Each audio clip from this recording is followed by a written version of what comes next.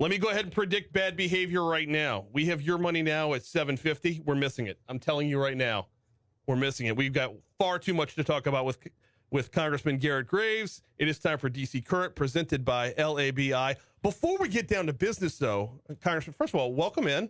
Glad to see you in person. Hey, great to be back. Unexpected. I love when you come to the studio. But, you always bring goodies. Well, and this, I know, and I didn't bake this one. I'm sorry. I do owe you. I owe you. I brought a king cake this morning. We've been cross-pollinating king cakes from all across the district. I like it. Yeah, I like getting a taste of a cake because you get in that rut, right? You get in that routine. You know what you know what you like.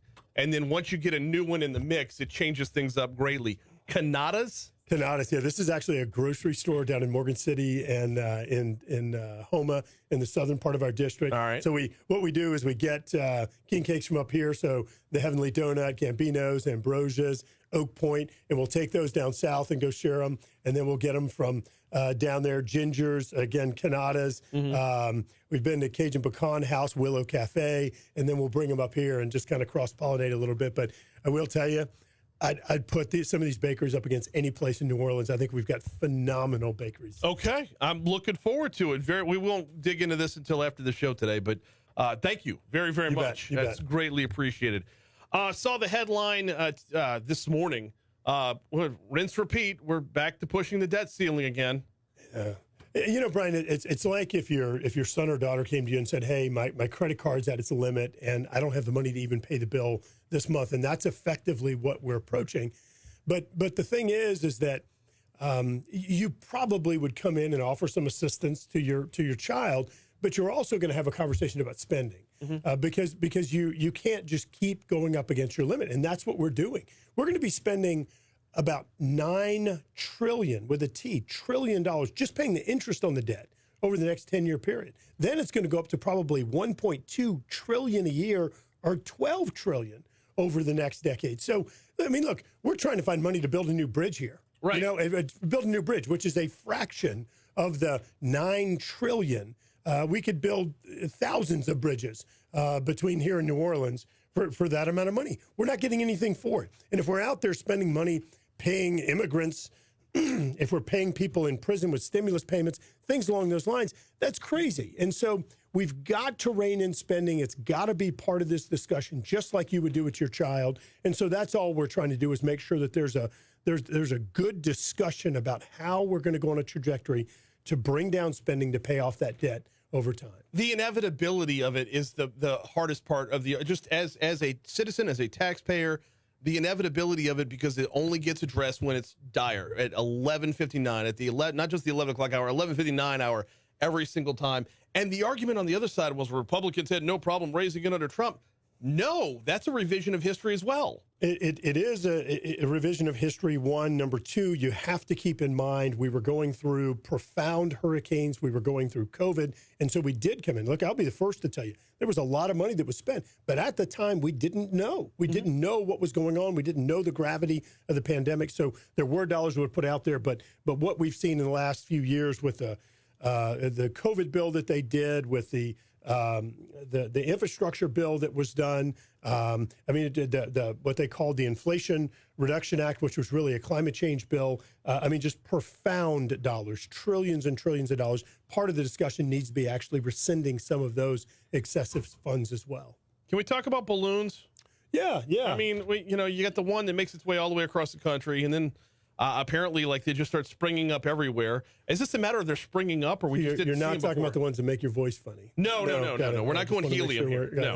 No, look, this is a serious issue. I mean, think for just a minute, not just the sovereignty, the infringing on our airspace, flying over sensitive sites where we have some of our most advanced technologies and some of our intercontinental ballistic missiles and other weapon systems. Number two, these last 3 balloons that have been sighted, Brian, these are right in the range of where airplanes fly. Oh, yeah. And let's keep in mind, you're going to have planes going 400, 500, 600 miles an hour or more. And it's not like you're going to be able to have all this time to stop, put the brakes on, move. I mean, this is a dangerous situation. This could bring down airlines. And so we do need to make sure that that we recover this debris. We had a briefing yesterday with Department of State, with the intelligence agencies, with the Defense Department and others, getting more information. We pressed them very hard about collecting this debris, learning what these things are, and making sure we have appropriate practices in place to identify and take them down. I got to ask you a question that just as a layperson, I don't know. How much access is given across the board to the information that comes from something like this? I mean, this is all committee-based, like need-to-know basis type of stuff. How much is shared within all of Congress? Well, so we do have classified briefings. We had one on Thursday last week, but that was when there was just the one. Now we've had 3 more. We don't have a SCIF or a classified room that we were in yesterday, so that was an unclassified briefing. When we go back to Washington, we will have another classified briefing, and if things warrant, we'll actually use a SCIF or, again, a classified setting here in Louisiana to go ahead and do teleconferences to discuss as well. So there is a need to know, obviously, but the reality is at this point, there's not a ton of information. They haven't collected debris from the last 3 balloons that were shot down. The first one, if I were you, I would connect the dots between the companies in China that they sanctioned and that debris. I think that they identified some of the manufacturers and said, okay, you're doing this, we're going to sanction you. So there were 6 companies that were sanctioned. So I would connect the dots there, but certainly there's going to be more as we learn more. Now, the other ones that we haven't gotten back yet, I believe one of them fell in a whole bunch of ice that's like negative 50 degrees and sliding. So, and then the other 2 were in Canada, right? Well, actually, there was one in Lake Huron in Michigan. Okay. There was one in Canada and one right in the kind of Alaska area, Alaska-Canadian border area. So you're right that these conditions in some cases are pretty impressive considering we're at 60, 70 degrees here. Right. But look, let's keep in mind, our military has to operate in all conditions. In ice, they need to operate in snow. They need to operate in negative 50, 60, 70. Yeah, so but that's like Hoth. We have the capabilities. Look, we're not sending Boudreaux and Thibodeau down there, exactly. But we are gonna be sending some folks, and we're working closely with the Canadian government on that to make sure we collect the debris and are able to process it and get as much intel out of it as possible. Let's talk broadband for a minute. Yeah. Big announcement out in Livingston Parish. Give me the details. Brian, it is amazing. I was with our kids last week, and we're sitting there talking, and some question came up in education, and our daughter grabs her phone, starts searching on the internet, and gets the answer. And she goes, "How did you do this when you were a kid?" And so we get into this discussion on the Dewey Decimal System, the calling the library information number, looking through all these encyclopedias, and I mean, it was just profound. We have communities in Louisiana today that do not have internet access or do not have high-speed internet access. We made an announcement yesterday in the Red Oak community, about 500 households, $1.73 million in federal funds going to be matched with $1.25 million from Spectrum or Charter Communications. So again, 500 homes. So this is going to be thousands of people that will be getting access to high-speed internet and just connecting. But this is one of many that we're going to be moving forward on across the state, filling in those gaps. It's 2023. As I understand the story, it won't be till 2029 before this is all finished up. Is that on par with where we're seeing growth in broadband in other areas? Well, I think 2029 is when they expect to have the larger gumbo program sort of all deployed, which is the state kind of office that's allocating all of these funds. I think that you're going to see improvements in Livingston Parish. Even before then, we did a quasi groundbreaking yesterday. Mm-hmm. And so you're right, though. I mean, this is a gap, but digital literacy gap, and it's a gap in terms of access to internet or high-speed internet. And we do need to move forward aggressively. But look, over the past few years, we have secured record funds through different COVID packages, connecting schools, improving access, even through telehealth programs where we've brought high-speed internet dollars because people needed access to telehealth during the COVID pandemic. So bringing all these programs together and doing a comprehensive map that connects the state is a huge priority. Back to the top of the page real quick, going back to the debt ceiling. What are our timelines here, and do you have any level of confidence? Yeah, so we've been meeting with all of these various factions within Congress talking about a path forward. It's critical that we get to a path forward. Right now, the Secretary of the Treasury is saying sometime in the late June to mid-September timeframe. My guess is we're probably looking at a late July to mid-August would be my best guess.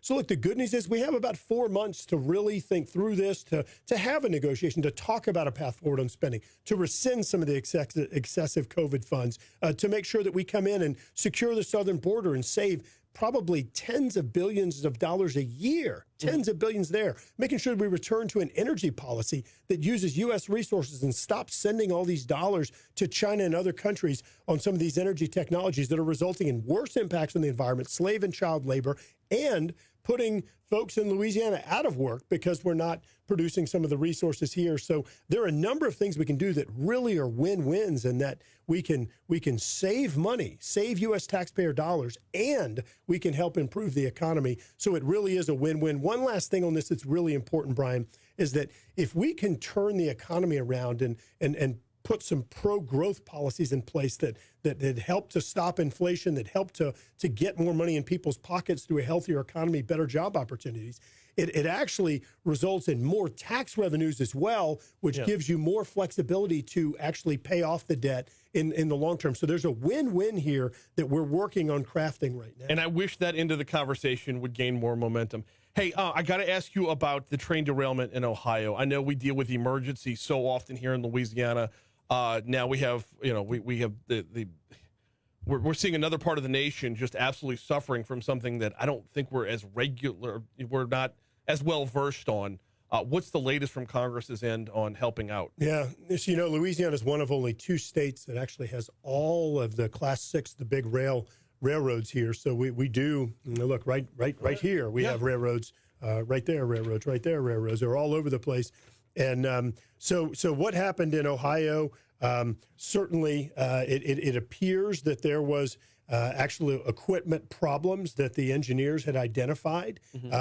They were too late in trying to stop the train and fix I believe it was an axle issue is what the preliminary assessment was. But this is one of those things. Anytime you have something like this, you bring in the National Transportation Safety Board, you do a deep dive. What are the lessons learned? How do we then force best practices on all of these rail lines, on the rail cars, to make sure that this doesn't happen again? So again, only preliminary evidence so far, but I think making sure that equipment is checked, number one, making sure that you have a clear understanding of what is in these tank cars, because you probably have seen reports saying that people, the air monitoring are saying things are safe, but then you've actually had some alleged health impacts. Right. So what is the disconnect there? Do we not have the safe levels? Do we not know what chemicals we need to be testing for? Do we not have the proper monitoring? So certainly there are going to be a lot of lessons learned here in the Ohio situation that we need to be ready for in Louisiana.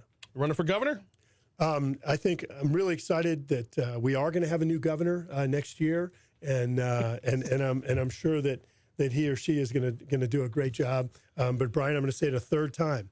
I think that something that would make the citizens of Louisiana feel a lot better and not make Louisiana look like Russia or China would be for the state party to actually release the ballot showing the people that actually voted, the 115 people in the state of Louisiana that voted to have one candidate looking like a communist party in another country. Let's just be transparent here. I think that would be a really good government, transparent approach that would make people feel more comfortable at how we move forward in this governor's race. All right, if you're listening on the radio, my read on him is no better in person than it is on the phone.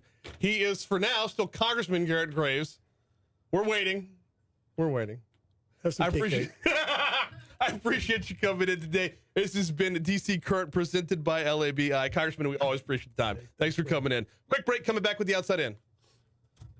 All right, so we still on Facebook? We are on Facebook, You know what? Yeah, I would have thought that after bringing him a king cake, I would have softened him up, gotten some little T-ball questions, but no, still get the hard balls. It's ridiculous. So